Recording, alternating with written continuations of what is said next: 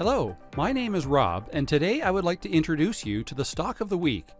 This week I have chosen the Unum Group for you. As you can see, the Unum Group is an insurance company from the United States with an average growth rate of 8% and a dividend of 6%. The risk analysis shows us that the Unum Group is a solidly growing company. Once Unum returns to its fair value, you can expect a stock price increase of 142%. If you buy the stock when it is undervalued, like here, here, and here, you always get a great return as soon as the stock price returns to its fair value. Here you have 121%, here 52%, and here 25%, all predictable with TopGraphs. If you liked our stock analysis, please leave us a like and subscribe to our channel so you don't miss any of our stock analyses in the future.